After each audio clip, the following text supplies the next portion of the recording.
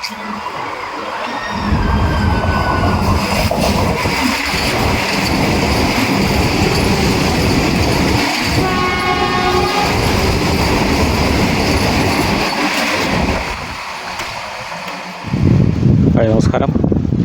ഞാനിപ്പോൾ ഉള്ളത് കാപ്പിൽ റെയിൽവേ സ്റ്റേഷനിലാണ്.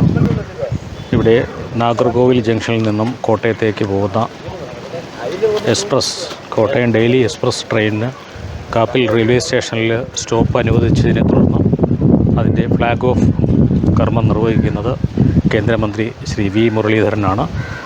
അദ്ദേഹം ഏതാനും നിമിഷങ്ങൾക്കകം ഇവിടെ എത്തിച്ചേരും. ഇവിടെ അദ്ദേഹത്തെ സ്വീകരിക്കാനായി ഇവിടുത്തെ പാർട്ടി പ്രവർത്തകരും പൊതുജനങ്ങളും ഇവിടെ ഒത്തുകൂടിയിട്ടുണ്ട്. അതുപോലെ തന്നെ റെയിൽവേ പ്രൊട്ടക്ഷൻ ഫോഴ്സ്, റെയിൽവേ ഉദ്യോഗസ്ഥർ, പോലീസ് ഫോഴ്സ് തുടങ്ങി നിരവധി ആൾക്കാർ അദ്ദേഹത്തിൻ്റെ വരവുമായിട്ടനുബന്ധിച്ച് ഇവിടെ എത്തിയിട്ടുണ്ട്. നമുക്ക് ഏതാനും നിമിഷങ്ങൾക്കകം തന്നെ അദ്ദേഹം ഇവിടെ കാപ്പിൽ റെയിൽവേ സ്റ്റേഷൻ അങ്കണത്തിൽ എത്തിച്ചേരുന്നതാണ്.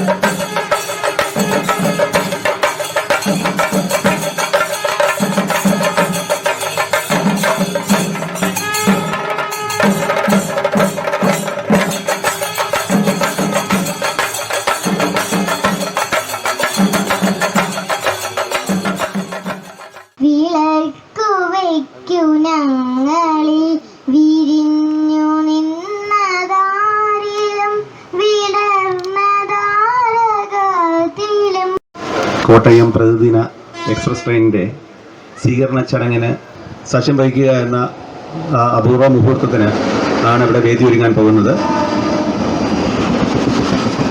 ഈ ചടങ്ങിൻ്റെ ആദ്യമായിട്ട് നമ്മുടെ ഇന്നത്തെ വിശിഷ്ട വ്യക്തിയായ നമ്മുടെ എല്ലാവർക്കും പ്രിയപ്പെട്ട ബഹുമാന്യനായ ശ്രീ മുരളീധരൻ സാറിനെ ആദരിക്കുന്ന ചടങ്ങാണ്.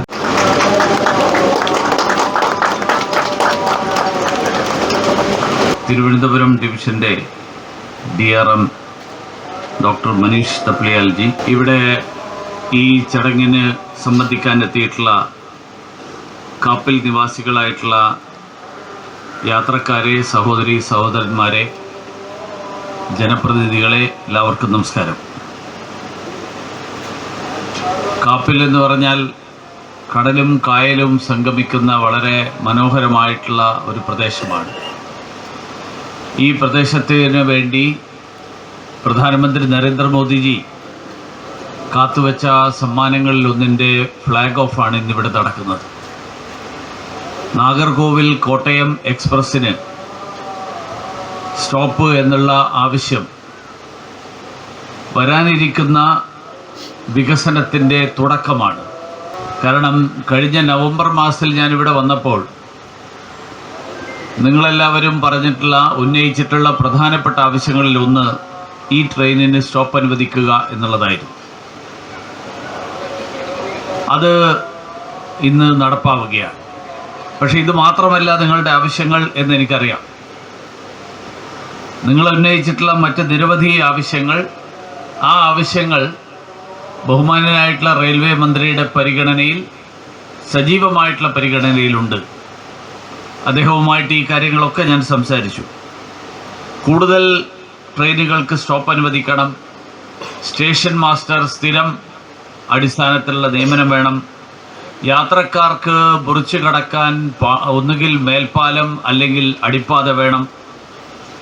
ഇങ്ങനെയുള്ള നിരവധി കാര്യങ്ങൾ, പ്രത്യേകിച്ച് ഈ രണ്ടാം പ്ലാറ്റ്ഫോമിനോട് ചേർന്ന് താമസിക്കുന്ന ആളുകളുടെ വിഷമങ്ങൾ, അങ്ങനെയുള്ള നിരവധി അന്ന് ഉന്നയിക്കപ്പെട്ടിട്ടുള്ള പ്രശ്നങ്ങൾ, ആ പ്രശ്നങ്ങൾക്ക് പരിഹാരം കാണാൻ ഉള്ള ശ്രമങ്ങൾ തുടർന്നുകൊണ്ടിരിക്കുന്നു. സാധാരണ ജനങ്ങളിൽ നിന്ന് പ്രാദേശികമായി ഉയരുന്ന ആവശ്യങ്ങൾ, ആ ആവശ്യങ്ങൾ അടക്കം പരിഗണിക്കുക, അതിനടക്കം പരിഹാരം കണ്ടെത്തുക എന്നുള്ളതാണ് നരേന്ദ്രമോദി സർക്കാരിൻ്റെ നയം. അതുകൊണ്ടാണ് റെയിൽവേ മന്ത്രിയുടെ നിർദ്ദേശപ്രകാരം നിങ്ങളെല്ലാവരെയും നേരിട്ട് കാണാൻ ഞാൻ തിരുവനന്തപുരം ജില്ലയിലെ മുഴുവൻ സ്റ്റേഷനുകളും സന്ദർശിക്കുന്നതിൻ്റെ ഭാഗമായിട്ട് ഇവിടെയും എത്തിയത്. എല്ലാ പ്രശ്നങ്ങൾക്കുമുള്ള പരിഹാരം കണ്ടെത്താൻ അതിനാവശ്യമായിട്ടുള്ള നടപടികൾ നേരിട്ട് വന്ന് കണ്ട് മനസ്സിലാക്കി അത് ബന്ധപ്പെട്ട മന്ത്രിയെ ധരിപ്പിക്കാൻ കഴിയുമ്പോൾ ആ നിവേദനം കേവലം PA എഴുതി തയ്യാറാക്കുന്ന നിവേദനത്തെക്കാൾ പ്രാധാന്യമുണ്ട്. പക്ഷെ നേരിട്ട് ഈ കാര്യം മനസ്സിലാക്കി ബന്ധപ്പെട്ട മന്ത്രിയെ നേരിട്ട് കണ്ട് ഈ കാര്യങ്ങൾ ബോധ്യപ്പെടുത്തുമ്പോൾ അത് മന്ത്രിക്കും ബോധ്യമായി. ട്രെയിൻ ഏതാനും നിമിഷങ്ങൾക്കകം തന്നെ ഇവിടെ എത്തിച്ചേരുന്നതാണ്. അപ്പോൾ നമ്മുടെ പ്രിയങ്കരനായിട്ടുള്ള നമ്മുടെ കേന്ദ്ര വിദേശകാര്യ പാർലമെന്ററി കാര്യ സഹമന്ത്രി ശ്രീ മുരളീധരൻ സർജി അത് ഫ്ലാഗ് ഓഫ് ചെയ്യുന്നതാണ്.